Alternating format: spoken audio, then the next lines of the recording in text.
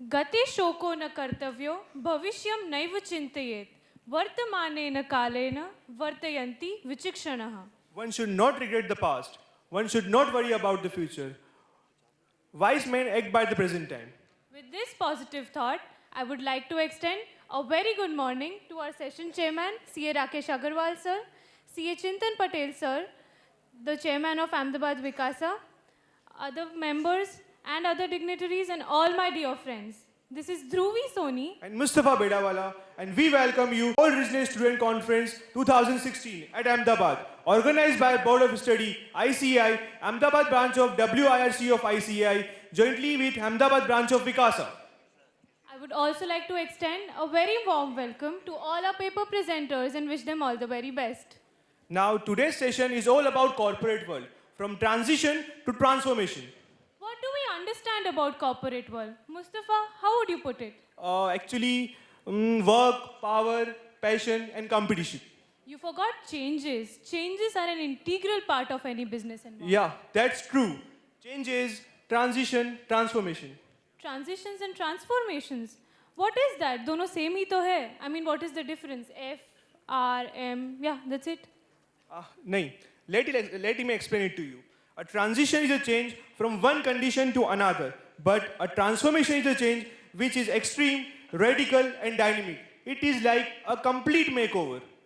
Oh, now I get it. Let me put it simple for our friends. Office में at least 5 minutes जल्दी आने का try करना is transition. But coming to the office before your boss arrives is transformation. Businesses have to make and face transformations to survive in a dynamic world.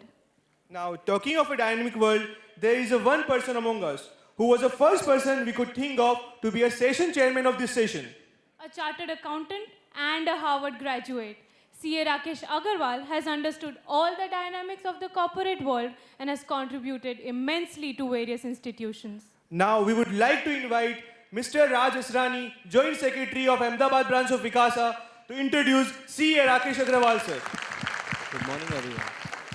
I feel honored to introduce CA Rakesh Aggarwal, sir.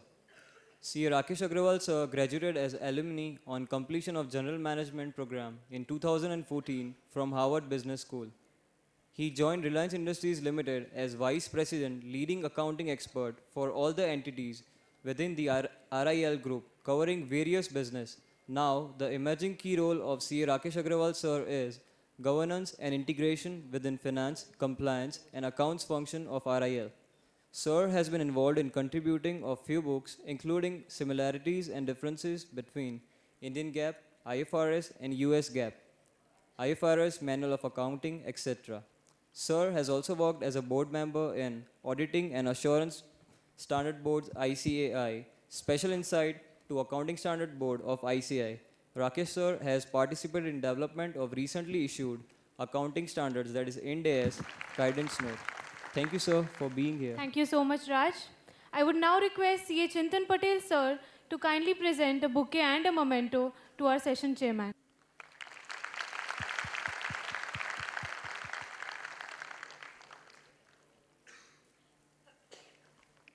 Now, I would like to call Akshay Sidani to give bouquet to Pratiksha Malpani.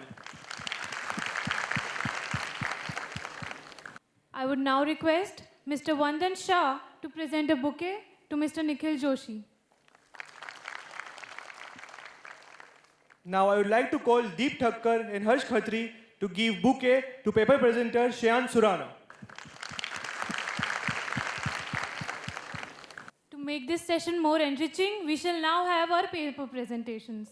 Let us have a quick look at the guidelines. Every paper presenter has given 12 minutes for their presentation. After 10 minutes, the bell will ring. After the bell is rung, each presenter will have 2 minutes to conclude. So I would like to ask all my friends, how many of you are going to do your own business in future? There is so much people in this arena. So, what competition हो रहा है Dhruvi actually? See, your first thought was competition, and that is what business is all about. You disrupt or be disrupted. You do or you die. And to tackle competition, you need transformation. क्योंकि corporate world को कोई और शब्द ना सुनाई देता है, ना दिखाई देता है. सिर्फ एक शब्द सुनाई देता है, Transformation.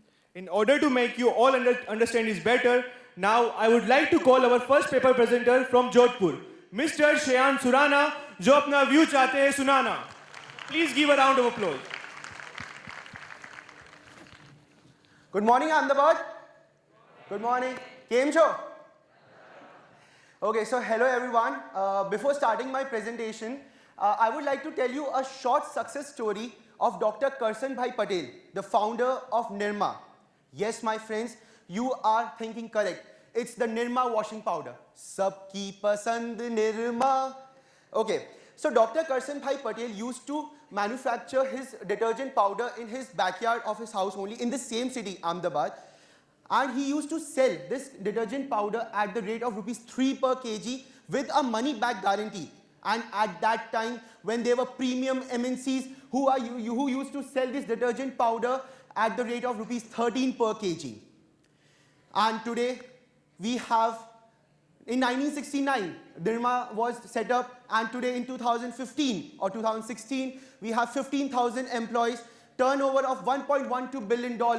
And according to Forbes, the net worth of Dr. Karsan Bhai Patel is $1.93 million. So, there was a marketing mantra of Nirma. Give your customer what he wants, where he wants, when he wants, and at that price he wants. The sale will automatically done. The marketing mantra of Nirma that led to from this to this.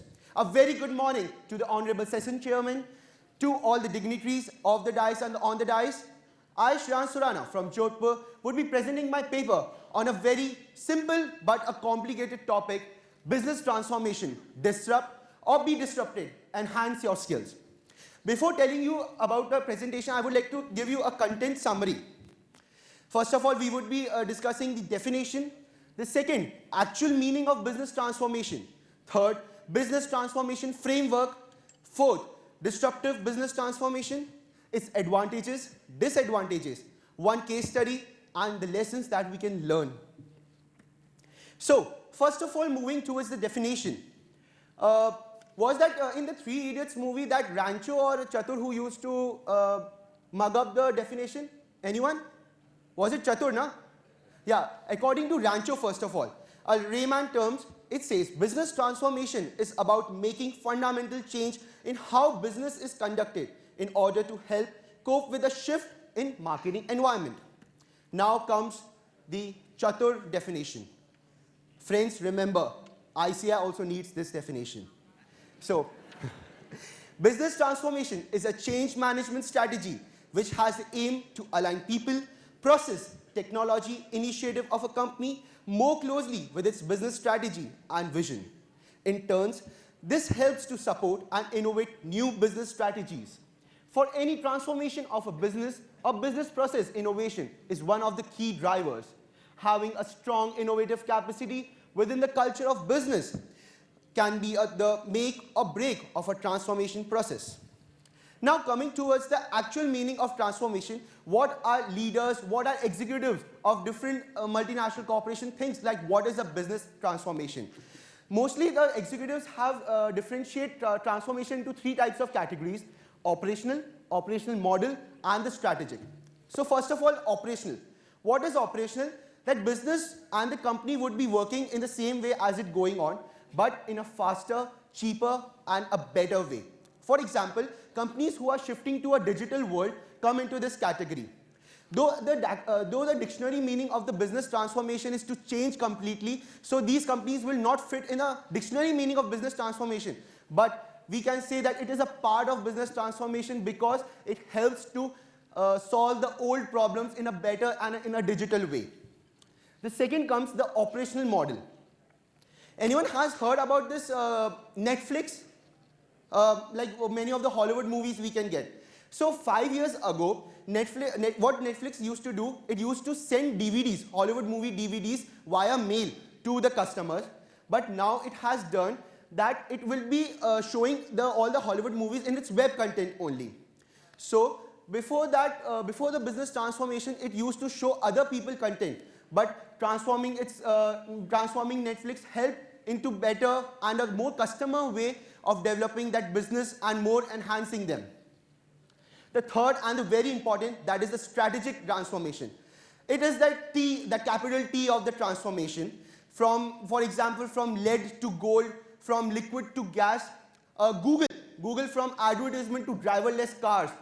Our very favorite company, Apple. All the iPhone fans? iPhone fans? No one? Yeah. So iPhone fans, we can say that Apple used to make computers, but now we have consumer gadgets. Then the Amazon.com, from retail to cloud computing. So these are the different types of transformation. Moving towards, we have the business transformation framework. First of all, we have to think like what is a challenge? Then what requirements do we set and what are the design principles? Third, what is the current and the target situation? Fourth, what needs to change to achieve this? And the fifth, how we will change. We can change via the customer and services, process and organization, information and application, and the fifth, IT infrastructure and facilities. Now I will be giving you a detailed version of like how business transformation process take place. First of all is the step mobilize executive leadership. Like whenever a company is going for a transformation, it will automatically take help from the top and the middle level management. But the top level management will first of all think that its financial objective, whether its financial objective is increasing or not, whether return on investment, return on capital is being getting or not. But these days, I think like financial is not a major issue. We have to think that what customer needs. If a customer is needing a transformation in the company products, the company has to go whether there has been a financial objective or not. Second, translate strategy into tangible terms. All the CA final students, Group 2, Paper 5, Advanced Management Accounting, Chapter Balance Scorecard. The four perspective. Our institute is offering, asking this question on balance scorecard, like distribute the items into the four perspective. So what are the four perspective? Financial, customer, innovation, and infrastructure or internal. This is the step 2. Third comes the aligned business and support units. First of all, we have taken the strategy, made into a tangible terms. We have got our process. Now we have to think what all needs to be done to make that process more effective. For example, a manufacturing company, if it's going into a transformation, the major areas are manufacturing, purchasing, research and development. These are the For example, then going towards the hospitality areas or service industry, banks, hotels, government agencies, these are the companies that has to taken place in different areas. Fourth, and a very important, motivate team for effective implementation.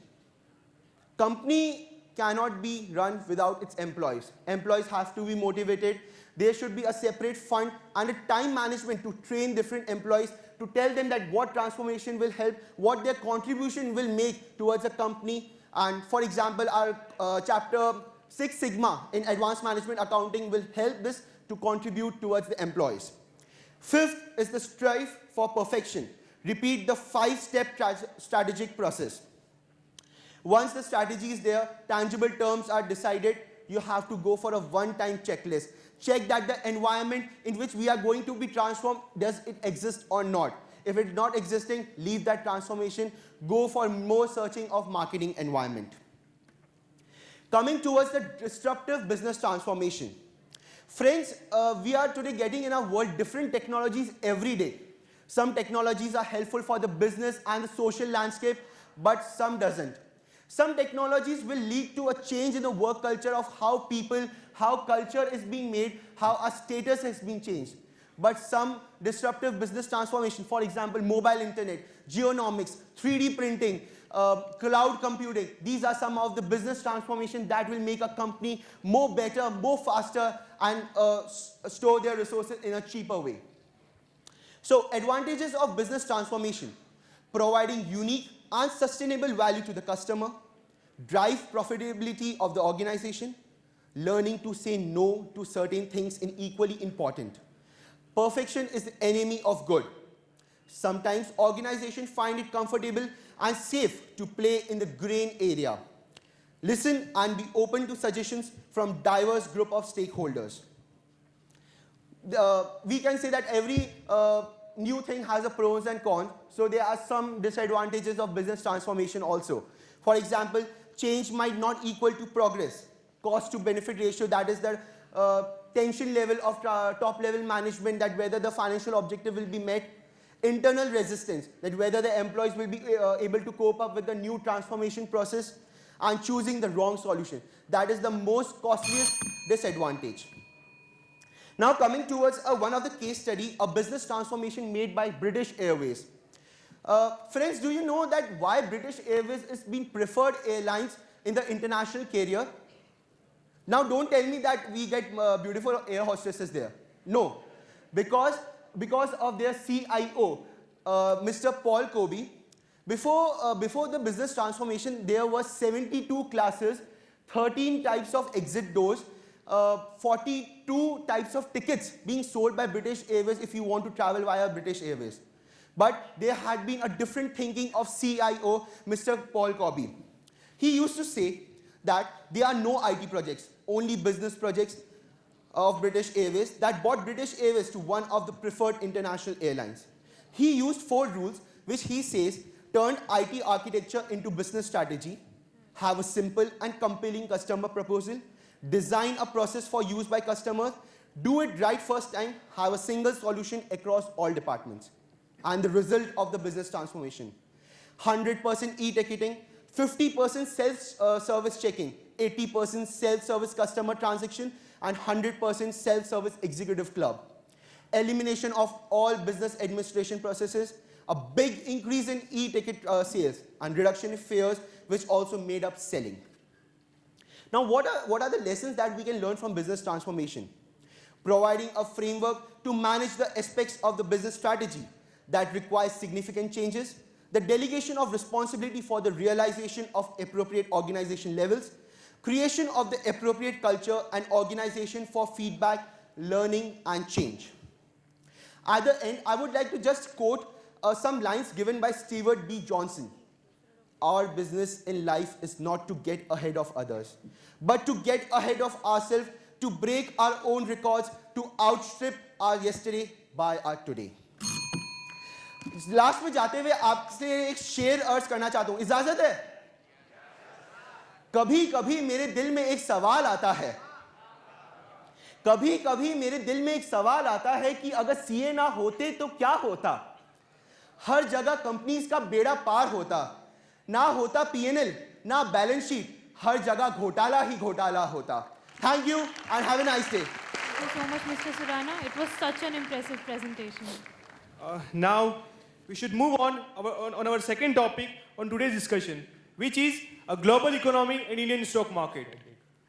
The whole world has become a global village, and no country is independent of another.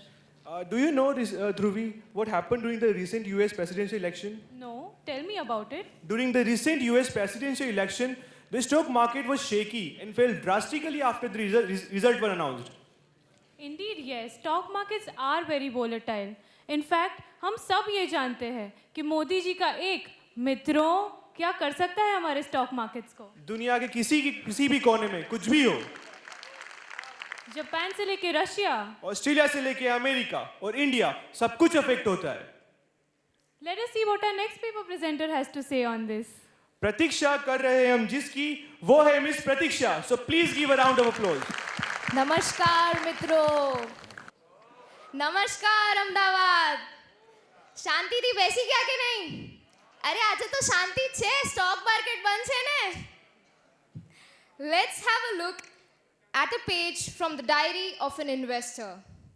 It was 24 June 2016 and here comes the Brexit and Indian stock market crashed by 1090 points, BSE Sensex down by 604 points to 26,398 and Nifty down by 182 points to end at 8089 points. And the finance ministry officials are behind the investors to seek their concerns of global economy and its impact on the Indian stock markets. People, control your breath as I announce that Brexit wiped off rupees 4 trillion Indian rupees from investor wealth. The adversity caused by sweet globalization, Brexit singed Indian stock markets. Here I introduce my topic for today, global economy and Indian Indian stock markets, and I believe that global economy does affect Indian stock markets. As seen in the Brexit case, and we'll be focusing upon it further by answering all your questions: how, when, and why. Let us get strong with some fundamentals first. For the publicly held companies, shares are initially traded in initial public offering in the primary market and subsequently in the secondary market. The world stock markets have evolved and transformed immensely over the years, from debts being traded in the 12th century to the establishment of London Stock Exchange in the 17th century and New York Stock Exchange in the 19th century. The first stock exchange, which was organized in our country, was established in 1875 in Mumbai, now known as the Bombay Stock Exchange, that is BSE Sensex. It is regarded as the oldest one in Asia. In Ahmedabad, the first stock exchange was established in 1894 to facilitate the trading of shares of textile mills. Currently, there are 24 stock exchanges in India, 21 of them being regional with their designated areas. Now, I'm sure you all will be having a question in your mind: why global economy affects Indian stock markets? Why? Well, there are just two of those prime reasons, and our favorites too: liberalization and globalization. The investment by foreign institutional investors is very huge in the companies which comprise the BSE Sensex today.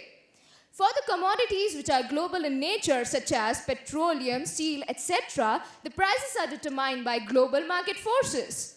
Also, with the consumers becoming global, consumption is also becoming global. Patanjali products are found in United States of America, right or not? Well, these three aspects influence three main factors, that is, investment, production, and consumption. What else is left in business? And this is how global cues emerge and affect Indian stock markets. Do you know, friends, that the end of American Civil War resulted in the traders dealing in exchanges which is now known as the Dalal Street? How the world can forget the financial year 2008-9 when Great Depression sent jitters across the Indian market, which closed at 8,000 points from 20,000 points. Global recession, remember? And in the year 2015, the Indian markets dipped by 6%, wiping off rupees 7 trillion INR just because of the Chinese dip of 45% in the Shanghai Composite Index. And now in the year 2016, Trump came, peace went? Yes or no, is it? No, it was just a short-term issue because Indian economy is quite immune due to a good growth scenario. So can we comprise all these factors and put it down to just one thing, that is decisions? As our decisions decide our future, similarly, global decisions decide the future of Indian stock markets. Number one, political decisions. An excellent example will be the victory of Mr. Donald Trump. His policies will definitely affect the policies of United States of America. Number two, economic decisions. What better example can be given other than the Brexit? Number three, trading decisions. Buying and selling of commodities and products affect the figures in the profit and loss statement and ultimately the share prices of the companies. Number four, financial decisions. If the US Federal decides to increase the interest rate in their country, investors will start moving towards the US markets and will invest lesser in the Indian stock markets because US economy gives a better picture. And number five, the production decision. Sourcing of raw materials from big producers such as China affects the production cycle and ultimately the sales of Indian companies. So, my dear friends, all these factors combined affect Indian stock markets. Let's flip the coin. Whether Indian stock markets affect global economy? Yes, no, no. What are the three main reasons for it? The size of Indian stock markets is comparatively very low. Only 1.2% of Indian household savings is invested in the Indian stock markets. Moreover, Indians are hugely equity averse. To clear the fact, Indian stock markets only comprise 1.3% of the entire market capitalization of the world. Moreover, you will be surprised to know that the investment by foreign institutional investors is actually more, rather double the investment by Indian institutional investors and Indian mutual funds. Also, the lag in opening and closing times affect the Indian stock markets. How? We'll see to it. Suppose BSE opens at 9:15 a.m. and closes at 3:30 p.m., whereas New York Stock Exchange opens at 9:30 a.m., which is later, and closes later at 4 p.m. The closing lag between 3:30 and 4 p.m., that is of half an hour on day one, will directly affect the opening of BSE the next day, on day two, which clearly shows that American indices have a greater influence on Indian indices. So, my dear friends, all this proves that global economy affects Indian stock markets and not vice versa. Coming to the theme of today, transition to transformation, we'll be looking at this theme from two different perspectives. Number one, from the perspective of the companies. Global reporting by Indian companies is now mandatory with the announcement made by the Ministry of Corporate Affairs along with Institute of Chartered Accountants of India to present financial statements in accordance with international financial reporting standards, which will ultimately result in bigger investment prospects for our Indian companies, and I can see the world transforming as in higher integration of global economy and Indian companies and ultimately the Indian stock markets. This theme from the perspective of investors, I would like to suggest that start looking beyond boundaries because mere investment in Indian equities is highly risky because of two reasons. If our expenses, our currency is linked to foreign currency, then shouldn't you think that we should also be investing in foreign securities? Moreover, with inflation being higher in India, it poses a great risk to the investor wealth of our country.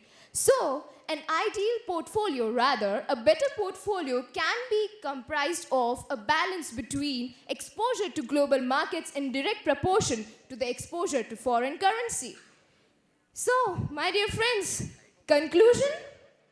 Possible? How can we conclude something which has not ended?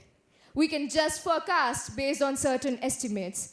As per a report by Economic Intelligence Unit and PwC titled Long Way for 2050, will the economic shift continue? They are extremely bullish by the growth of Indian economy. They expect India to be the largest economy in nominal GDP terms over the years. So what return can Indian investors expect over the years? Well, the graph on the screen shows that there has been a constant increase in the net growth rate from the year 1981 to the year 2016, despite there being ups and downs because there is unpredictability of the Indian markets as the decisions are more driven because of the sentiments of people. How do I look at the stock markets? The future of stock markets is the future of the world, and the future of the world is the future of stock markets. So the future needs investments to flourish.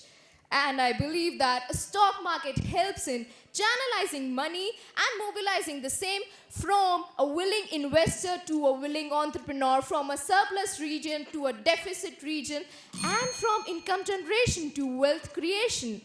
There may be a time when investing will become a full-time job. There may be Warren Buffett, there may be Rakesh Aggarwal, there may be Pratiksha Malpani, there may be paper presenters among us who will become the investors. Who knows? You will be the future of Indian stock markets. So investing will become a full-time job. And my dear friends, I believe that Indians should start vetting their financial skills so that they can take advantage of all these opportunities because FinDom, that is financial wisdom, is the key to the future. And I would like to end by saying, how many millionaires do you know who have become wealthy by investing in savings account? I rest my case. Keep thinking. Thank you. And yes, good morning. That was a very impressive and informative presentation by Miss Pratiksha. Yeah, Dhruvi, actually, we have to increase our knowledge base, actually. मैं तो already smart हूँ. But you tell me, do you know anything about forensic audit? तुझे तो यही लगता है ना, foreign में कोई बीमार हो तो उसके अकाउंट्स का forensic audit होता है. पका मत चलो भी. Forensic audit has come up as an emerging field in all the chartered accounting firms. It has come up as an effective tool to prevent white-collar crimes. Forensic audit may look something you hear about, law and order, crimes and dramas, CSI, or something else. But the truth is little more mundane. Having developed as a specialized profession of accountancy, its importance to law enforcing agencies is increasing day by day. Now, actually there is little bit confusion about the forensic auditor. Actually, the external auditor look for deliberate misstatement, but the forensic auditor look misstatement deliberately. Without taking much time, I would like to call on stage our next paper presenter, who is from Delhi. पूरे जोश से खुद को present करने आ रहे हैं mister Nikhil Joshi. So please give a round of applause. Respected member on the dais, good morning everyone, and the wonderful, beautiful, extraordinary, energetic audience of Ahmedabad city. How are you people? अरे culture evening में बहुत चिल्ला रहे थे यार, अभी कैसा हुआ? How are you people? हम कम लोग हैं, but दूसरों को दिखा दो हम लोगों में दम है, तो थोड़ा तेज चिल्लाओ. How are you people? Very good. Okay, I am Nikhil Joshi, ICAI Delhi chapter, standing in front of you to present my paper on forensic audit. Forensic audit. So, looking at this slide, they are the people. They are working on the coal mine, and after working for day and night, approximately 10 to 15 hours, what they get? They get a salary of rupees 25,000 rupees, or less than that. But more and more, they are also getting something else. What do you know what they are getting? They are getting a scam of rupees 186,000. Okay, for simplification, they are getting a scam of rupees 1,86,000 crore rupees. Not only this, India is a hub of scam. There are a lot of scam in India, such as first is 2G scam involving amount of rupees 1,76,000 crore rupees. Second is Commonwealth scam including amount of rupees 70,000 crore rupees. Third is Tuli scam including amount of rupees 20,000 crore rupees, and the next one is Satyam. Everybody know about Satyam, including amount of rupees 14,000. There are lots of scam which I can't be able to describe. So moving further, what is the meaning of forensic audit? Why this concept come? Ladies and gentlemen, a research is conducted and it said that if a robot do mistake or a fraud, then it will be amount to rupees around $250. But if a professional did the mistake, then it amount to rupees $5 lakh. So gap. And the thing is that that's why the forensic audit come. So what is the meaning of the forensic audit? Forensic audit is nothing. It's just an application of the specialized skill or the multiple skill like auditing, taxation, accounting, law, investigation, human psychology, and the various other skills on the applications of the fraud. So why this concept come? Or we can say, okay, it is not visible. We can say forensic audit is a journey. It's a journey for beginning. It's the first step for the beginning to identify the frauds. You remember these people? Who are they? Who are they? They are CID officer, na? You know, the thing is change, and now we people are becoming CID officer. When I was small, I dreamed that I can become CID officer, and might be because of ICAI, I might be becoming CID officer. What the people are doing, my dear friends? They are investigating the crime, and the same thing we are doing in the forensic audit. So they are called CID officer. What we people are called? We people are called forensic auditor. We are the forensic auditor. So who is the forensic auditor? Forensic auditor is one who is expert in multiple fields. He is expert in auditing, accounting, taxation, investigation, understanding the human psychology, and various other things. So for understanding the human psychology, let's play a game. Let's play a game. Okay, everybody just open the calculator in their phone, please. Please, jaldi. Okay. Don't discuss anything. Just do the things with yourself. Okay. Just guess one number, one number from 1 to 9. Guess any number in your mind. Guess it. After guessing the number, multiply that number by 9. Did it? है ना? ठीक है. After multiply, if you get the 2 digit, so add that digit. Got it? Okay. Now subtract that number by 5. Done? Everybody done? Okay. Now think about an alphabet, such as if you get the 1 number, so think your alphabet is A. If you're getting the 2, your alphabet is B. Got it? Think it. Now the alphabet you get, think about a country name. A country name. India is a country. Understand now? Country name. Any country name. Got it? Now spell the country name in your mind and the last letter of the country name. Think about the name of an animal. Got it? Okay. Again spell out the spelling and think about the last letter. Last letter and think about the color. Color. Any color from the last word. Got it? Got it क्या? Okay. So देखते हैं क्या है आपका मेरा सही है नहीं है क्या किस लोगों ने पीछे पीछे पीछे हाँ बैक करो किस लोगों ने डेनमार्क ऑरेंज कंगारू गेस किया किस लोगों ने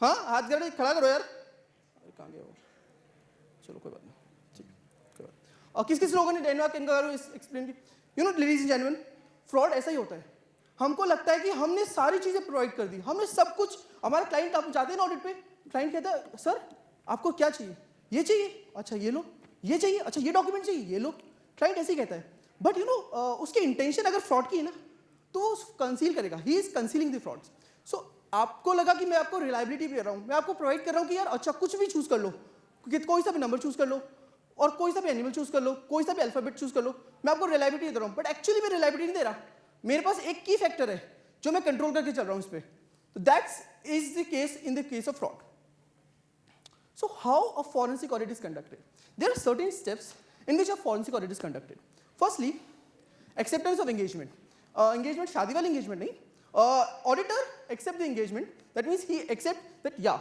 आई am agree with doing the audit so in this auditor accept the two engagement. First is litigation support services. What is the meaning of litigation support services? Already pending case or the case are filed against the client. Auditor is employed for what the auditor is doing in that. Auditor is preparing the documents. He's just interviewing the staffs. He's just preparing the case studies, case preparations. In this litigation claims, he's doing these things. And the second one is investigation. Now, the CID officer will come. In investigation, auditor applies professional skills and identify the criminal matters relating to the frauds. Next. Okay. The second step, after engaging the things, what does he do? He identifies the types of fraud. There are certain types of fraud, different types of frauds. Frauds related to revenue, frauds related to misappropriations of assets, and many other frauds. So, for doing the analyzing the frauds, he just choose the triangle, which we call fraud triangle. So, fraud triangle consists of 3 things. First is pressure factor, pressure to the individual. Pressure to the individual, that pressure relating to the finance, pressure relating to the monetary terms, workload pressure, these kind of pressure. So, you need to analyze that thing. The second is opportunity factor. If I get the opportunity and nobody seeing me, so I will did the fraud. So same is the case of in the employee or the officer. They will do the frauds if the opportunity provided. Opportunity in the case when the internal control, you know internal control are the things which is able to deduct the frauds. So if they are weak, they are incapable of identifying the frauds, then the individual commit the fraud. More and more, the third thing is if efforts to justify the frauds. Here the individual what he do, he did the fraud and justify it. यार मैंने जो किया वो एकदम सही किया मैं तो एकदम victim हूँ I am a victim of the fraud I didn't did the fraud so here the individual mentality is like this okay next okay next okay so again the third step is planning the investigation and gathering the evidence. It includes 2 things. First is techniques. There are a number of techniques included in planning for gathering the evidence, such as off balance sheet item. auditors need to evaluate the off-balance sheet item. Or critical point analysis, propriety audit. Propriety audit means if I expended an expenditure, so in the same way the expenditure is incurred in the government company. It is usually studied in the government company. The second technique is analyzing. He analyzes in two ways, either in a proactive way, either in a reactive way. In proactive way, he used determining. He used advanced Exceling, Benford law. And in the second reactive way, he just have a good intercommunication with the management. So he just getting the evidence with that. And more, for getting the evidence, he just evaluate the fraud. The last step is back, brother. Reporting the observation. After doing all these things, auditor, what auditor do? He just report, okay, acha ye mila. So auditor do all these things. After doing this, if there is any kind of legal proceeding sustained in the court, then he do that. So who hired the forensic auditor? कौन hire करेगा? There are a number of people who hire the forensic auditor, such as lawyer, insurance company, government regulatories, bank, court, business community. The people hire the business forensic auditor. So why they hiring you? What they expecting from you? So they are expecting, in the case of insurance company, if there is a case of insurance claim, divorce and matrimonial case, not divorce and matrimonial of the person, divorce and matrimonial of the company, like merger, acquisition, white collar fraud. Top management is doing the fraud. For identifying that fraud, forensic auditor is appointed. Shareholder dispute with the company. If there is a dispute with the shareholder, then the forensic auditor is appointed. Business valuation. For business valuation, forensic auditor is appointed. The next slide is, there are forensic auditor is not a concept. Actually, it is coming in the Companies Act. Section 1211 state that if a fraud is conducted or happened, then a fraud investigator is appointed. And section 212 said that that investigator shall investigate the fraud of the company. More and more, section 143, subsection 12 and subsection 15 state that if an auditor has reason to believe that a fraud is committed or been committed against the company by the officer or the employee of the company, then auditor shall have to report that fraud to the central government within a prescribed time as specified in Rule 13. Not only this, my dear friends, there is an Indian Forensic Committee is also formed, which is seeing these matters. So there is lots of development in the fraud. Back kar do. There, ladies and gentlemen, there are lots of development. We can say that that forensic audit isn't child on a rock. There are lots of scope in the forensic audit. So I just want to say, grab this chance. You are young, my dear friends. You can grab this chance. And after grabbing this chance, you are capable of telling the story to those when you are old. So grab this chance very much. Moving further, look at this child. He's smiling. You know, हम CA में आ जाते हैं, we don't smile anything. So find a reason to smile.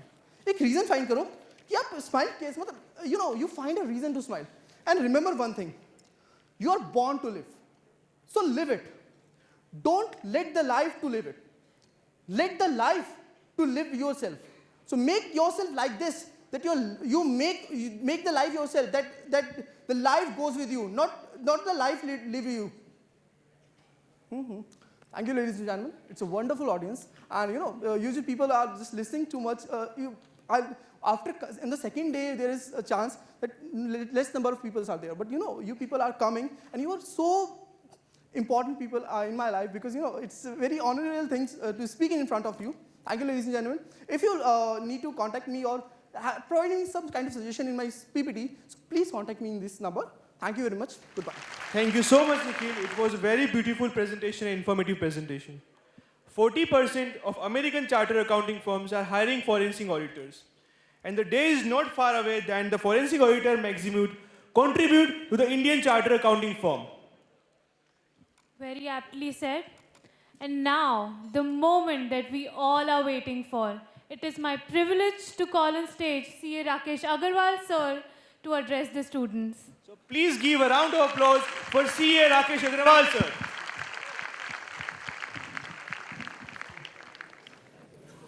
Hi, very good morning. Before coming over here, based on my experience with interviewing candidates on the subjects that were being presented, I thought that I am expecting ABC to be covered, and it is something XYZ that we need to also share. So I don't intend to give any feedback to any of the speakers. In fact, when I step back 20 years, what I was 20 years back, they are better than me. But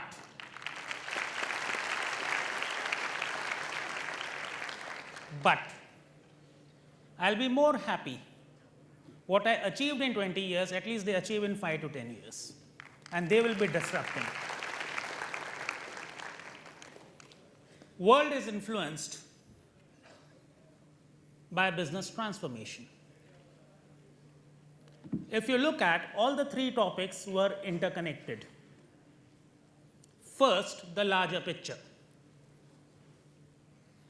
You have transformation in society, you have transformation in government, and within these 2 environments, what society and government, businesses operate, and we have transformation in business.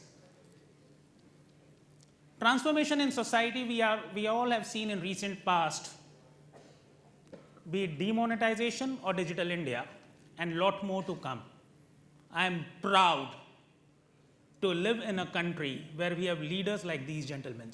Hats off to them.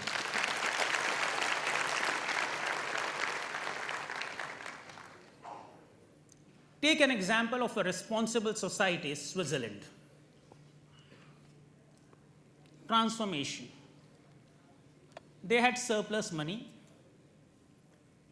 the interest rates were negligible, and the growth was not high. Government did a referendum whether 2,000 euros should be credited to every Jan Dhan accounting. That meant the local citizens, all the citizens should be given a gift of 2,000 euros so that there is a demand in country as a whole. Proud to know that such citizens exist as majority in the country of Switzerland. They said, no, we do not want it.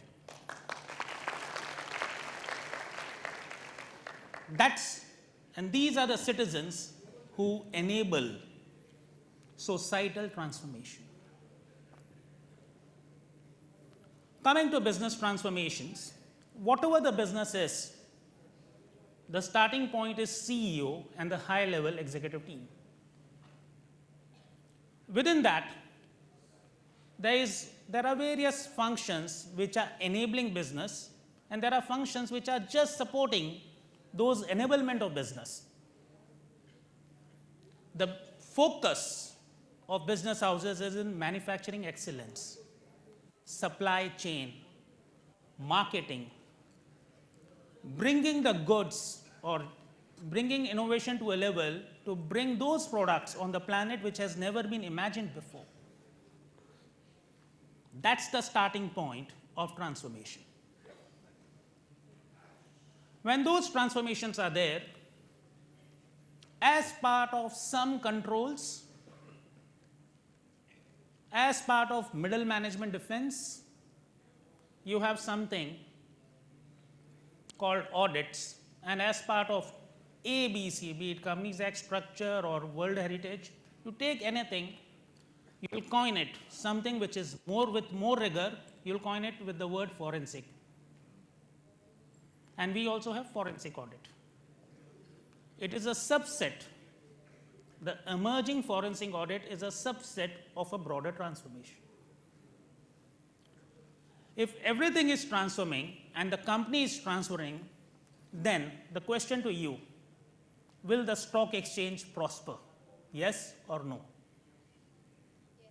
Yes. When we talk about forensic audit, at macro level, not at sales and other levels, take an example, Foxconn.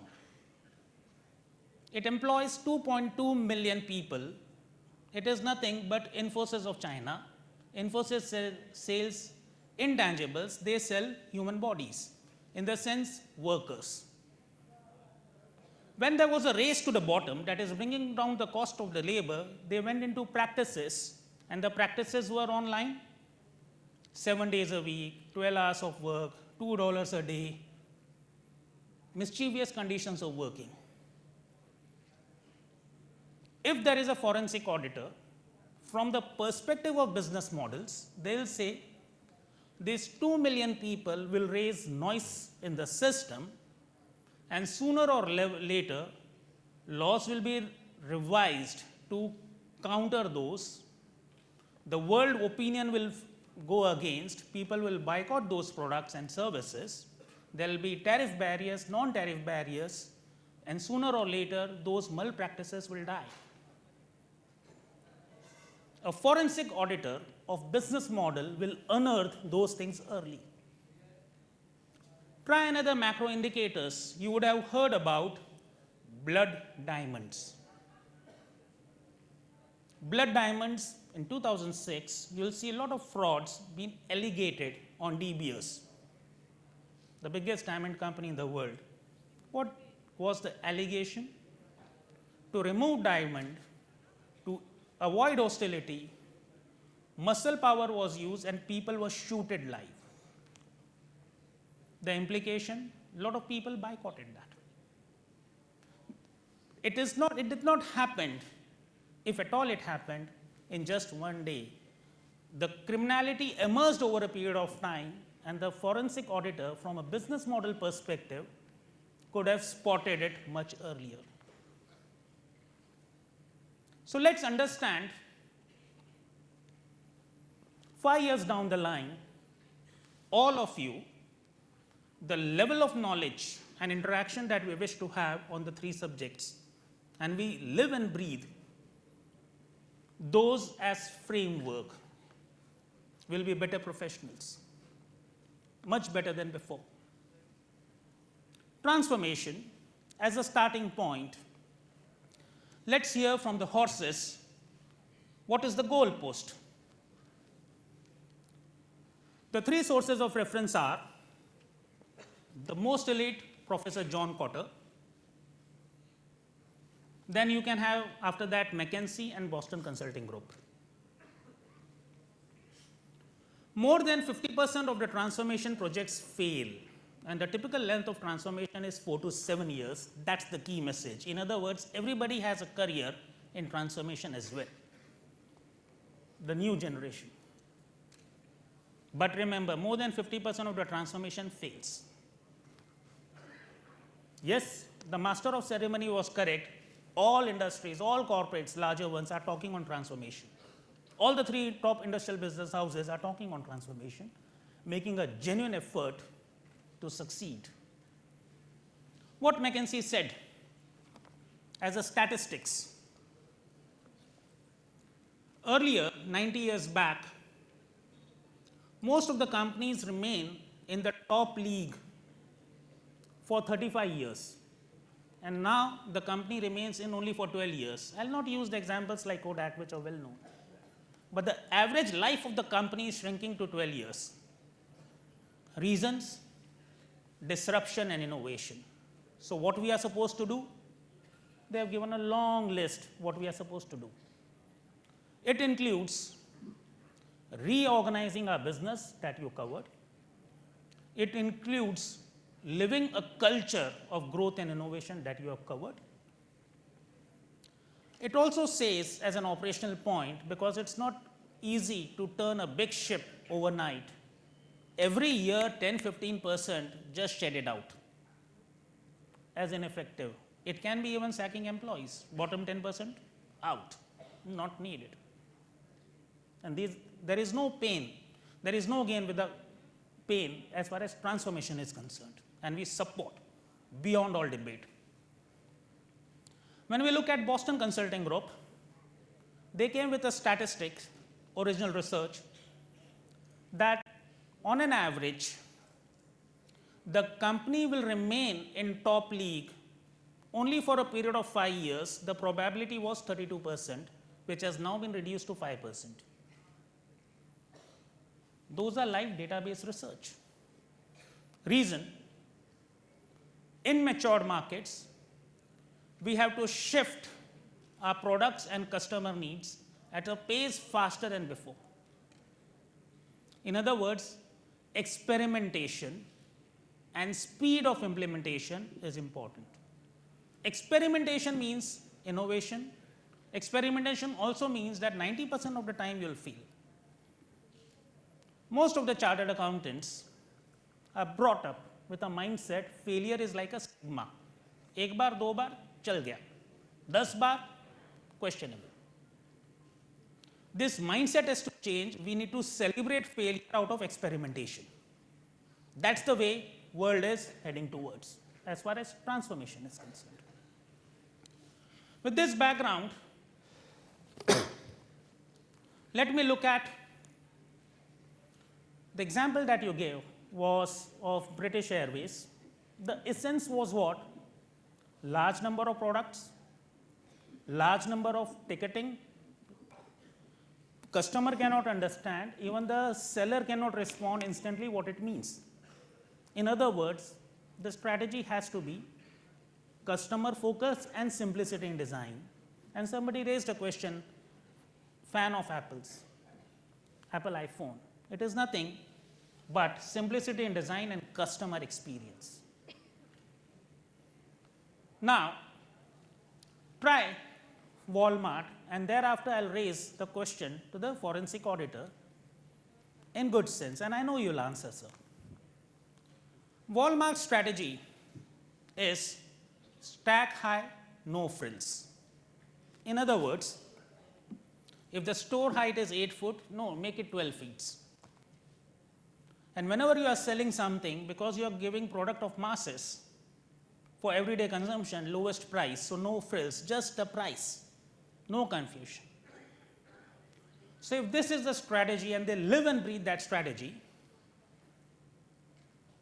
imagine a forensic auditor enters into it. He sees a store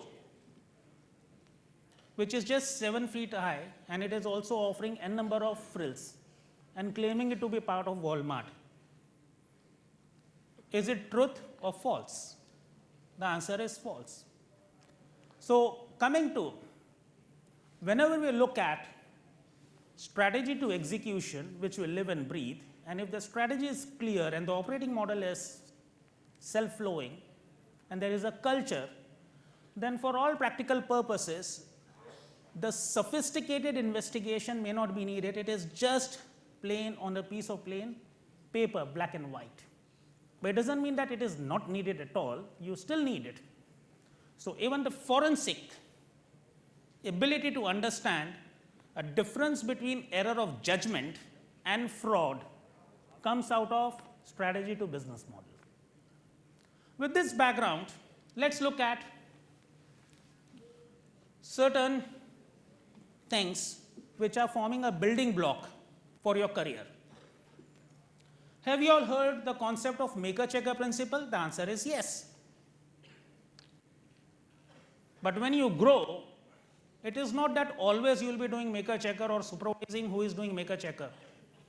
Typically, corporate these days are having 1 lakh employees. Maker-checker and other principle is good for 15-20 employees where one person is supervisor. Think of leading 1 lakh employees.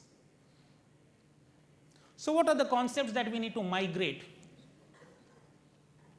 And this will be linked as part of operating model in transformation. R. The lowest level is PSD, which is functional excellence kind of stuff, and we call it process system data. Can you all repeat the keywords? Process system data, PSD. The next level is organization and governance. That how you set the organization structure and how you govern it, meeting out of meeting. And here the typical framework you use is RASI and RAPID. Can you all repeat the word? RASI and RAPID. And the middle level is OG. OG stands for organization and governance. Now a question. If 10 persons report to 1, and such 10 persons report to 1, and then again such 10 persons report to 1, with 4 layers, how many employees are there that you are leading? Only 4 layers. 10 to 1, then again such 10 to 1, then again such 10 to 1, then again such 10 to 1. How many employees you all are leading? Yes? 10,000. See, 1 to 10, 10 to, so 10, 100, 1,000, 10,000. So with 4 layers, so the concept that is fixed is not maker checker. What it is fixed as? Lowest level is the person who is responsible. Next level person is something who is accountable for his responsibility. The person above him is person who is consulted. And the person above him is person who is just informed by way of regular MIS. So in this structure, when you shift our mindset from maker checker to RASI and rapid, we are able to both delegate and govern our strategy to execution to the lowest level. The next level is strategic positioning. And here we use the word SRV, strategy reinvent. Continuously reinventing. So what we say? Strategy reinvent in line with vision.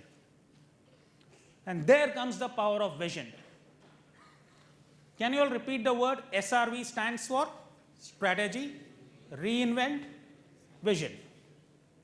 So strategy is positioning for medium term, say 3 to 5 years. Vision is what you intend to do it or realize over next 10, 15 years, which is for the company as a whole. And thereafter, in the journey, when you revisit strategy, you continue to reinvent yourself to realize the vision, because strategy has to be dynamic and we need to reinvent. If you have to look at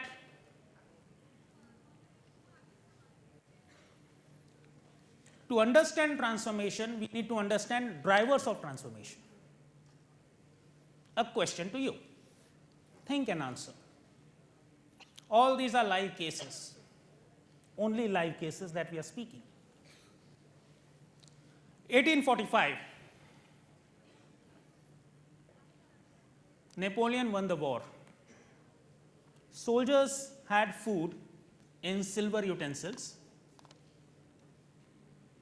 The army general had it in gold utensils, and the king had it in aluminum utensils. Why? Because aluminum was costlier than gold. Then a process was invented called electrolysis.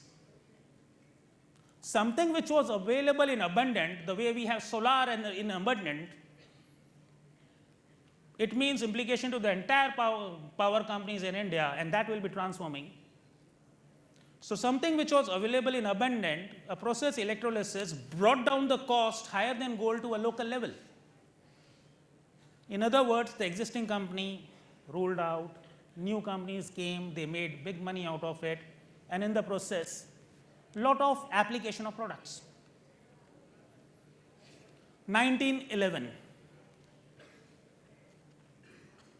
Henry Ford invented engine and there were no roads. What people said to him? Road hi nahi hai, it will not work. Whatever engine he produces, it is 10 times, 20 times, 10 kilometers per hour, 20 kilometers per hour. So it will not work. I'll add more horses.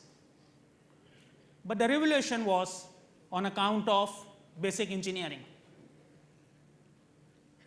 And that basic engineering was the theme at that point of time. And you see basic engineering throughout.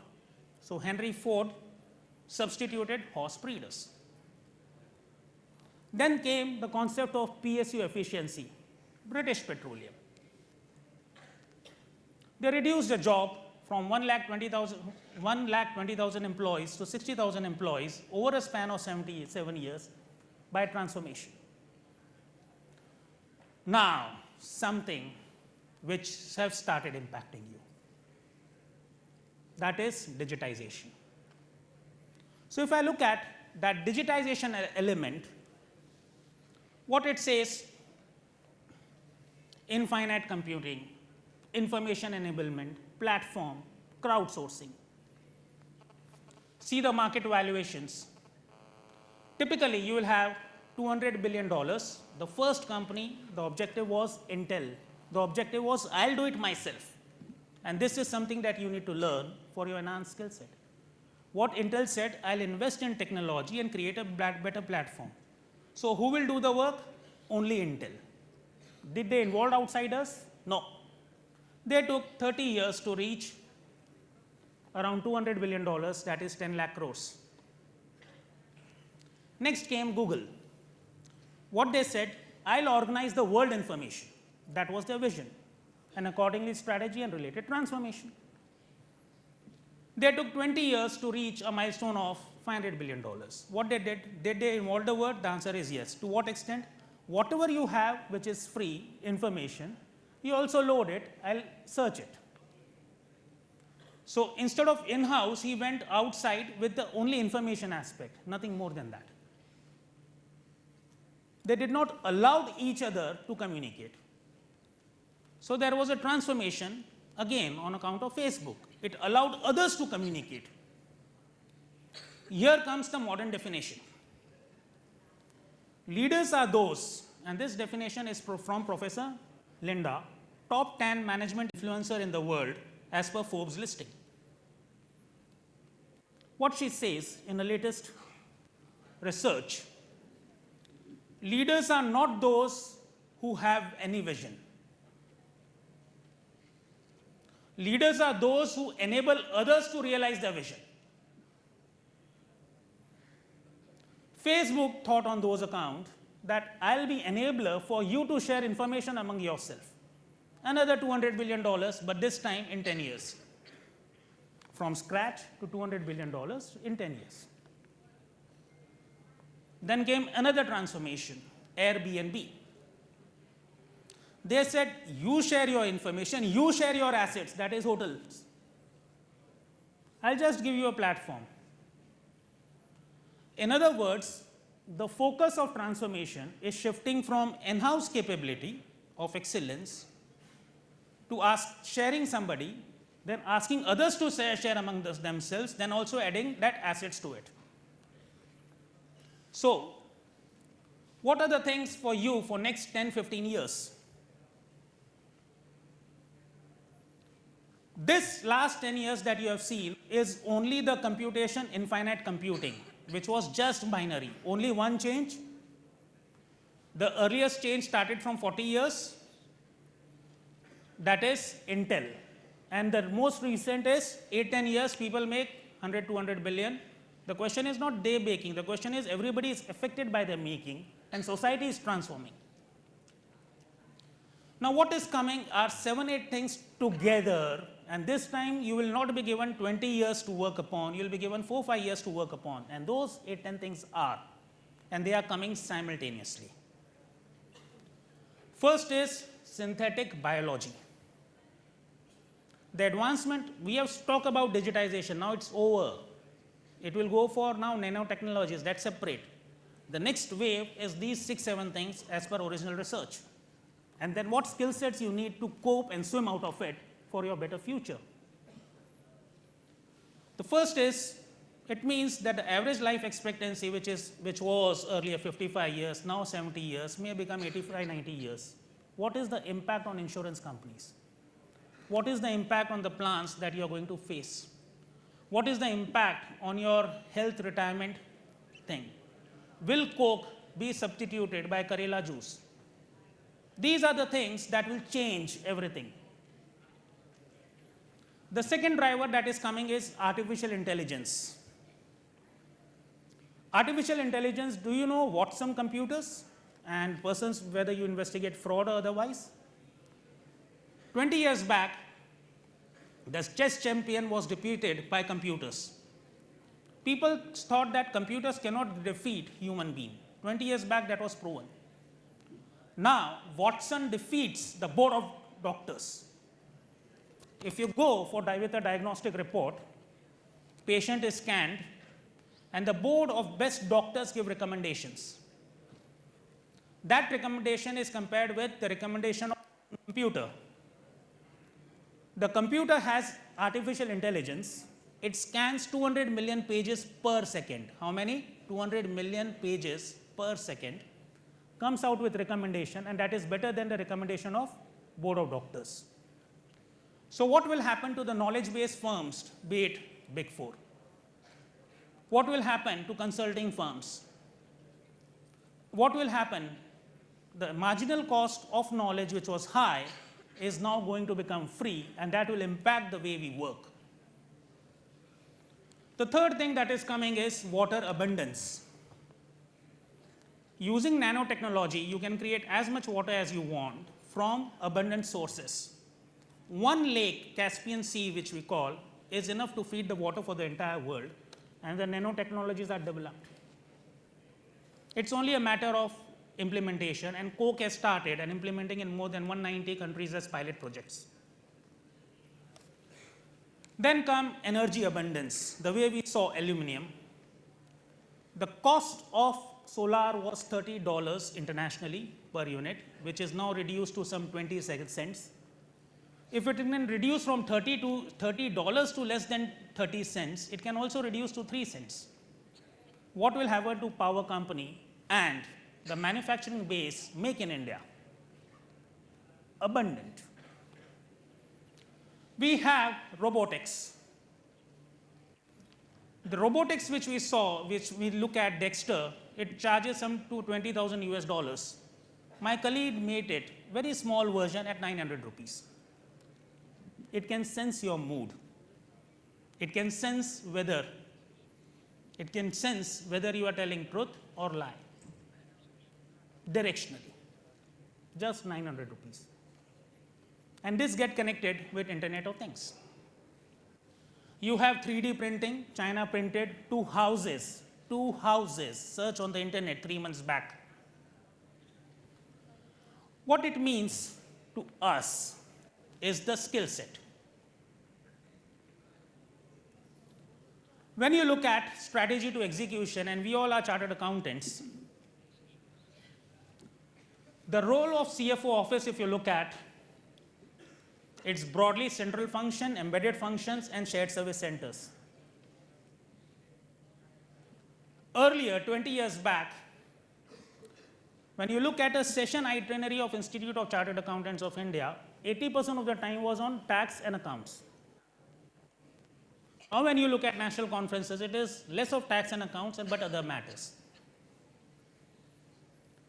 The survey of Bank of New York says the weightage of accounts and tax put together is, accounts and tax put together globally is around 8 to 9% in the CFO office. So we need to have skill set which are aligned to remaining 91% in CFO office. Those are treasury,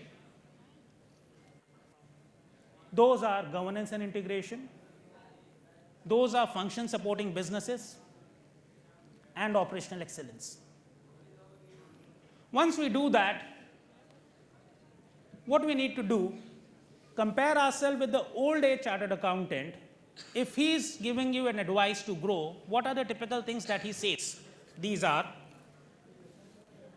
inculcate daily habits of technical literature, attend accounts and audit technical forums, take an experience as an article, use templates which are there in office, enhance your learning in companies and accounts, audits, it should be cross-functional, external environment, read newspapers, and attitude, no failure.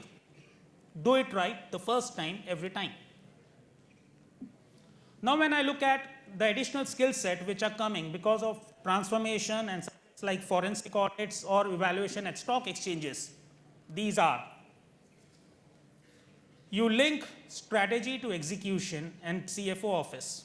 Be a part of strategy team. 20 years back, nobody used to think on those lines. Cross skills are not those accounts and tax. Those are business partnering to enable CEO to take a better decision for his business, including effective use of technology. then understands the drivers of change. The drivers of change that we discussed was artificial intelligence. Computers is history. It has done its job. It's synthetic biology, artificial intelligence, Internet of Things, nanotechnology, material sciences.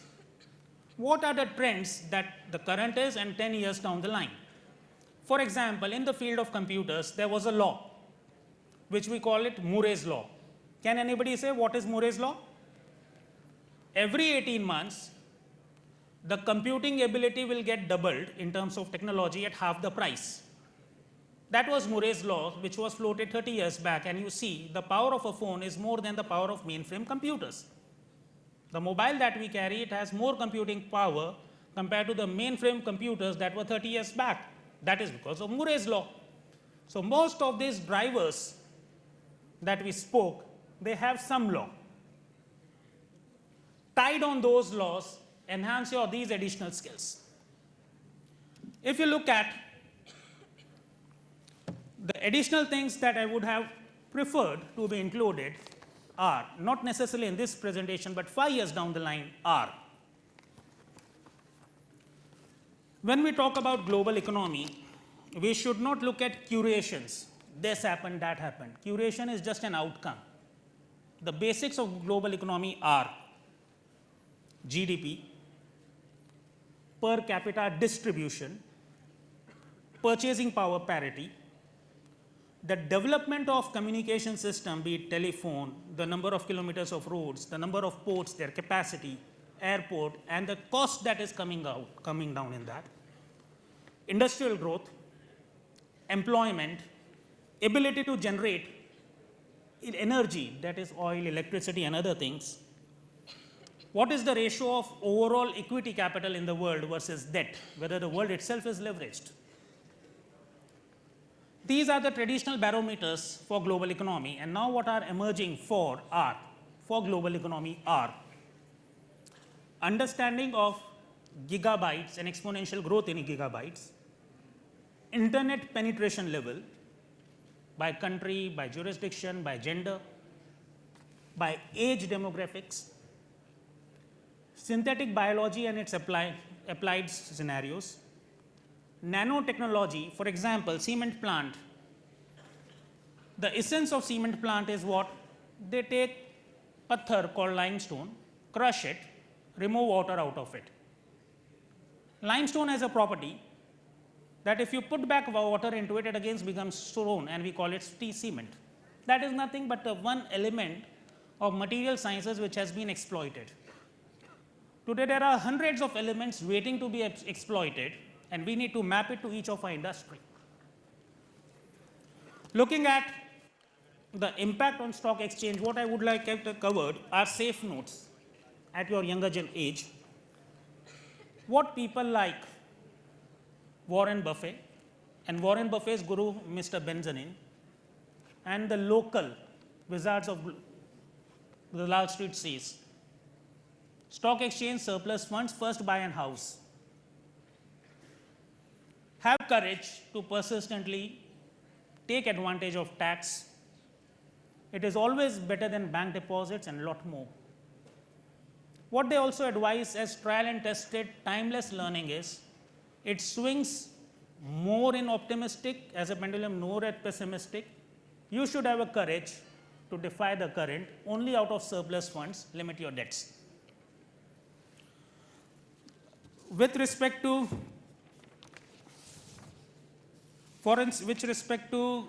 forensic audit, I would like to have covered beyond technical things and live examples.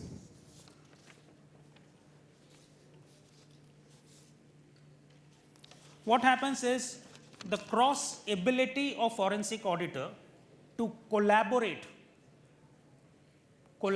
in areas of sciences, criminology, digital. Example, for sciences you have pathology, botany, blood, serum. In criminal you have chemistry, fingerprints, footwear, taxology, toxicology. In digitization you have computer, you have data, you have mobile, you have video, you have audio. There are a lot of things where forensic as a profession is growing, and the forensic financial auditor is the best person to integrate those things and create a bigger value out of it in times to come. The weak point practically that we see, most of the forensic auditor do not want to face court. World over, the essence of forensic auditor is whatever they do it in a manner that it is admissible to court. Take that extra challenge, increase the bar of your professionalism that it should be admissible into court. These are the few things that I thought I'll also share.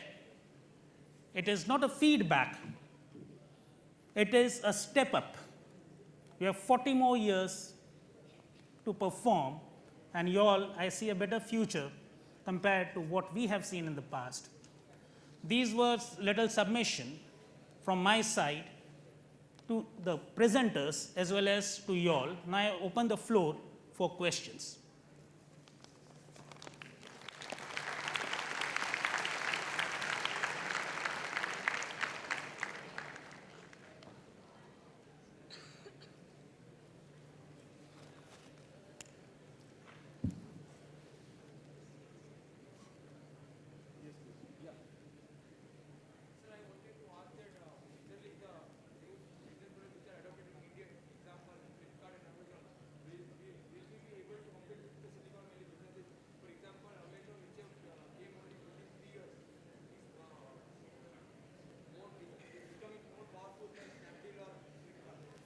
Can somebody repeat the question so that others can also hear?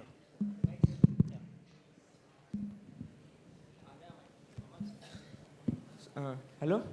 Sir, my name is Parth Pandya. Yeah. And sir, I wanted to ask the transformation at the pace which we are moving ahead. Yeah. And we can see clearly the more and more business which are coming from Silicon Valley, US. For example, Amazon and Google and Facebook. And there are new businesses which are being adopted in our Indian also. For example, Flipkart. And do we will be able to compete with these foreign competitions? Because as they are coming day and day, for example, Amazon, which came in India within 3 years, is now getting sales higher than Flipkart too. So how we can compete? I'll answer this. See, as an Indian, we can always get tempted to give an answer that these are likely to be successful. The truth is database research. I'll give you two things. A, the answer. If somebody is hungry, there is a saying in Goa, don't give him the fish, give him how to fish. If for the same answer you have to get the right answer, let me tell how to fish, then I'll give you my answer. When we look at our ability to understand the business models, in our chartered accountancy, we would have studies for 6 months. Only 6 months, inter and final put together. Warren Buffett reads 600 pages per day. 1,000. Now 1,000, thank you for that. Now, with this background, what is the building block that you can link so that you can also think in a more matured business model so that we ourselves have the answer? There are two things. One, the foundational element. These are, there is a course on Coursera which is always free. So look at the strategy and business model, including of e-businesses. It may take 70, 80 hours of learning. The second is there are a lot of reviews, reports given by McKinsey as well as HBR, Harvard's Business Review. There are select books, and in this case, I'll request you to refer the book of Professor Bradley. It is of 2006. He has done in his 13 chapters 2 case studies per chapters, which also include Amazon business model, and I'll also connect it to Jack Ma business model from China. And I'll talk with data. Sir, initially Flipkart adopted that approach, but now it's my chance to answer. Now, what has happened is, when you look at Amazon, you look at Intel, you look at eBay, what they have done is, they have created value for others on areas which did not existed before. And while creating value, when you create value, you take value out of it indirectly. So there is a history that they rose from 1 million to 1 billion to 100 billion to 500 billion. In most of the cases, what is happening is success breeds replication, duplication. If somebody has already invented, we cannot say we are inventing that. There is an experience of similar situation like Flipkart, to some extent Amazon, by Jack Ma in China. In 2014, it listed its stocks on NASDAQ as well as Hong Kong Stock Exchange, and the valuation was around $92 billion. In these industries, every 3 years, the valuation should be 4x. So I will be expecting $400 billion Jack Ma's valuations with respect to similar business, which is coming from China. The Jack Ma's model was something giving free, when in India also we keep them giving free. Can you have free lunches for long? No. For long. Now those countries created value for everybody and it was a win-win situation. Here these gentlemen have created value which was out of a basic theme, connecting the unconnected. Can you all repeat the theme? Connecting the unconnected. If something is at 1 rupee as cost, sold at 100 rupees at some other place, there is a lot of disruption that is coming it, and they have created value out of it for all the stakeholders. But they have not gone into business evolution. I'll give you an example. A lot of the youngsters are into gaming industry. In basic businesses, you used to have what? Business to consumer. Then you have business to business, B2B. Then the migration was consumer to consumer. That was the evolution of business model. In e-platforms, the evolution was only download, then streaming, not download, then multiple suppliers for download, and I am just an aggregator of that, and then multiple areas to stream and then distribute as streaming and then create a value out of it. So these evolution which was supposed to be there, companies in India and China has not taken that evolution to a level that it ought to be. So is it the value more than zero? The answer is yes. But if it has reached something at a particular level, it is quite possible that the other countries which saw a linear growth in evolution, we are talking of evolution, then write-offs. So till that, and once write-off, when people lose something, good people don't lose lessons out of it. And with the recent write-off, it is quite possible they'll correct their course, and we believe on our fellow young entrepreneurs, including younger generation, and hopefully they will find a way or evolve to a more sustainable business model. Sir, also I want to ask then how there are many companies like Tesla, Elon Musk, Tesla, SpaceX, then these technological firms. If they will launch our products in India, then it will be damn difficult for Indian entrepreneurs to compete with them. No.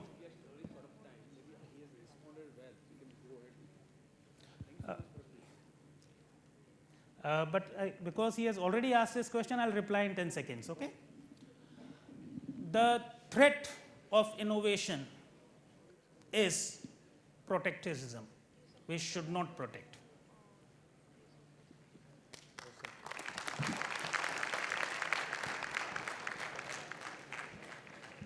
Thank you. Ahmedabad branch wants to give you a voucher, gift voucher. We encourage every question of every student. We are proud of you. So please give a round of applause for CA Rakesh Aggarwal, sir.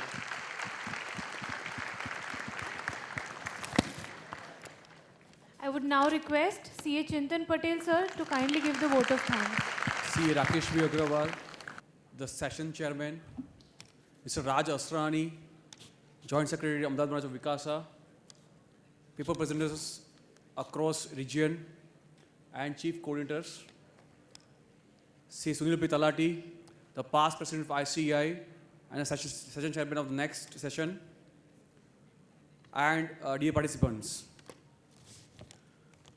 Sir Rakesh Aggarwal ji, thank you so much for your detailed explanation with the practical life examples which you shared with us. I would like to, sir, draw one point to you, sir. Your detailed analysis before you come to particular stage is well appreciated. He has detailed, write down each and every point for all the topics, which points to be covered by the paper presenter, which are the points very important. Before coming to this session, he has jotted down everything. He was in touch with me yesterday, today morning, whether he will be able to reach on time or not. So this kind of sincerity and dedication is something which we have to learn from him.